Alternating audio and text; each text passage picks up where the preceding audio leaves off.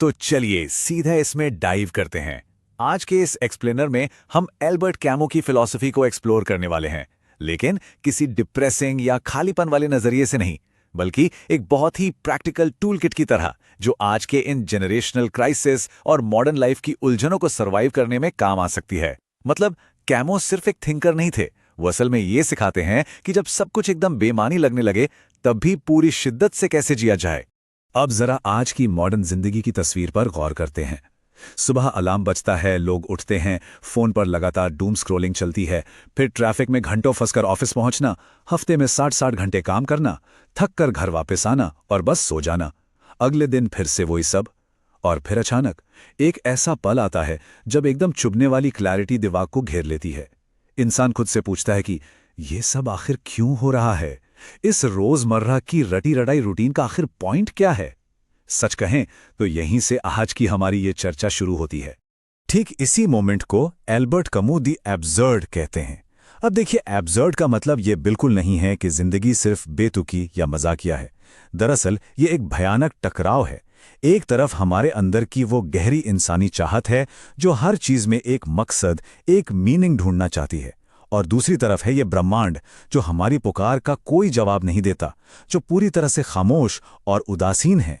इंसानी सवालों और ब्रह्मांड की इस चुप्पी के बीच की जो ये फ्रस्ट्रेटिंग खाई है ना, बस उसे ही कैमू दी एब्सर्ड का नाम देते हैं। और ये हमें एक बहुत ही दिलचस्प डिबेट की ओर ले जाता है। एक तरफ है हमारी, यानी इंसान की हालत। हम इंसान पैदाइशी तौर पर जस्टिस, पर्पस और मीनिंग के लिए तड़पते हैं। हम चाहते हैं कि हमारे अच्छे कर्मों का सिला मिले, हमारे वजूद का कोई मतलब हो। लेकिन इसके बिल्कुल उलट दूसरी तरफ है ये विशाल ब्रह्मांड। आसमान की तरफ देखकर कितनी भी जोर से पुकार लगा ली जाए, वहां से कोई जवाब नहीं आता। ब्रह्मांड हमारे सवालों का जवाब देने में पूरी तरह से असमर्थ है। ये कोई दुश्मनी नहीं है, बस एक न्यूट्रल ठंडी खामोशी है।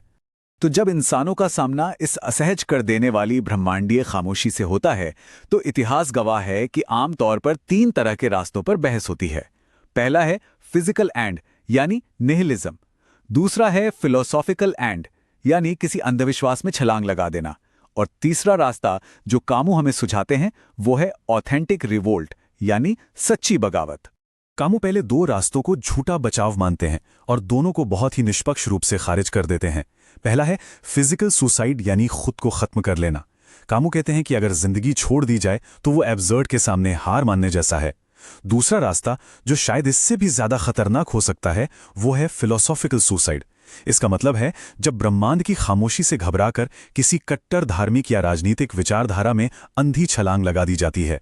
ये विचारधाराएं सब कुछ ठीक होने का झूठा दिलासा तो देती हैं, लेकिन ऐसा करने के लिए अपनी इंटेलेक्चुअल इंटेग्रिटी या सोचने समझने की आज़ादी की बलि चढ़ानी पड़ती है।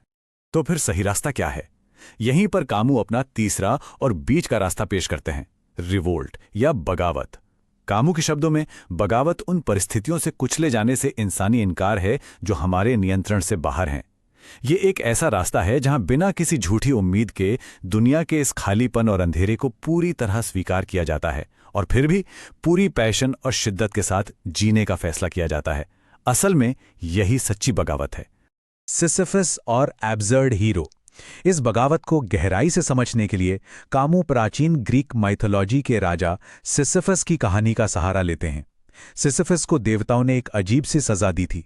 उसे एक भारी पत्थर को पहाड़ की चोटी तक धकेल कर ले जाना था, और हर बार वो पत्थर वापस नीचे लुढ़क जाता था। ये काम उसे अनंत काल तक हमेशा करते रहना था।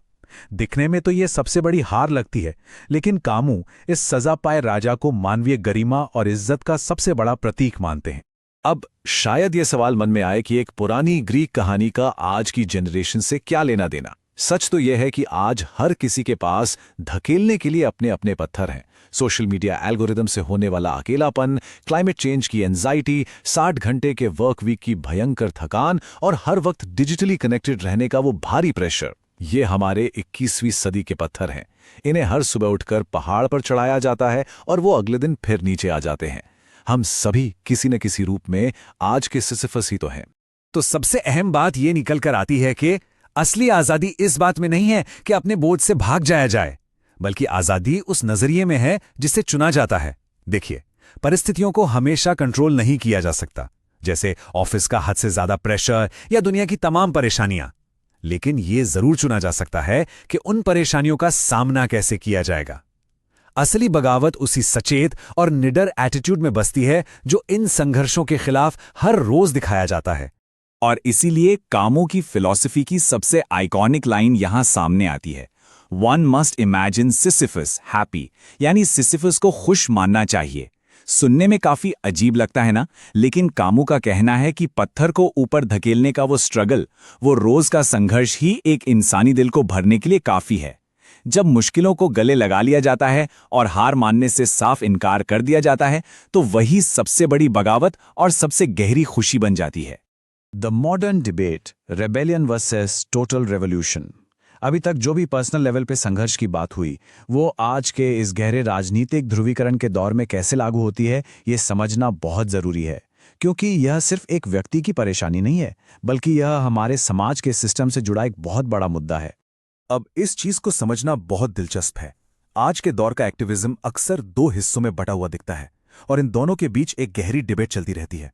एक तरफ है रिबेलियन यानी बगावत, जो मानवीय सीमाओं के भीतर रहते हुए हालातों को बेहतर बनाने पर फोकस करती है। इसके ठीक विपरीत दूसरी तरफ है रिवॉल्यूशन यानी पूर्ण क्रांति। रिवॉल्यूशनरी अक्सर एक परफेक्ट भविष्य के नशे में आकर वर्तमान की सच्चाई को पूरी तरह से मिटाना चाहते हैं और इसके लिए वो मानवीय गरिमा और इंसानियत की भी बलि चढ़ा देते हैं। कामो एक बिल्कुल निष्पक्ष नजरिए से बताते हैं कि कैसे कट्टर क्रांतियां अक्सर नए तरह के अत्याचारों को जन्म दे देती हैं। कामो की फिलॉसफी यहां एक बहुत ही खूबसूरत मोड़ लेती है। उनका कहना है, मैं बगावत करता हूं इसलिए हमारा अस्तित्व है। जब एक इंसान अपने एब्सर्ड हालात को पहचान लेता है और ब्रह्मांड की बेरुखी के खिलाफ डटकर खड़ा होता है, तो उसे एहसास होता है कि वो अकेला नहीं है।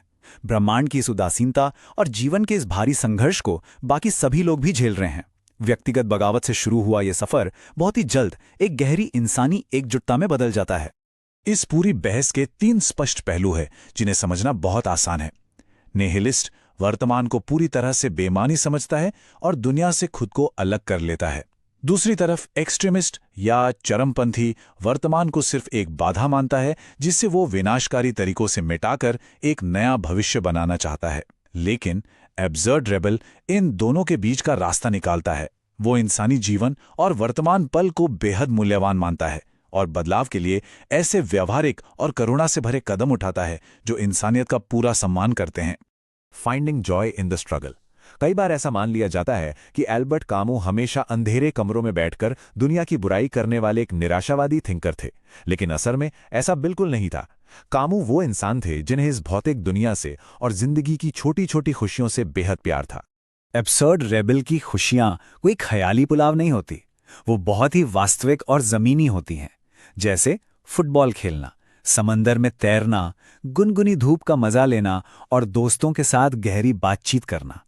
क्योंकि इस जिंदगी में ब्रह्मांड की तरफ से कोई बहुत बड़ा ग्रैंड मीनिंग नहीं थोपा गया है, इसलिए इंसान पूरी तरह से आज़ाद है कि वो रोज़मर्रा के इन छोटे छोटे अनुभवों में ही अथाह खुशी और वैल्यू ढूंढ ले। और ये बात बहुत ही शानदार तरीके से इस चीज को दिखाती है। हमारे सोर्स मटेरियल के अनुसार दुनिया का सबसे बड़ा जियोपॉलिटिकल कॉन्फ्लिक्ट भी आराम से बैठकर एक कप कॉफी पीने से ज्यादा इंपॉर्टेंट नहीं है।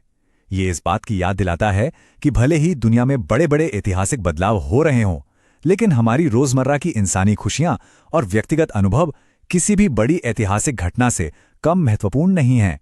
तो अंत में इस एक्सप्लेनर को इस विचारोत्तेजक सवाल के साथ खत्म करते हैं। क्या सिर्फ मंजिल तक पहुंचने में नहीं, बल्कि जीवन की चुनौतियों से जूझने और उस प्रक्रिया में हिस्सा लेने में गरिमा और संतुष्टि पाई जा सकती है?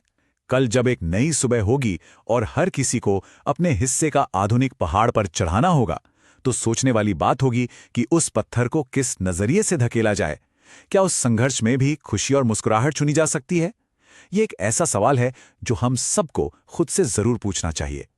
आज के इस एक्सप्लेनर का हिस्सा बनने के लिए बहुत बहुत शुक्रिया।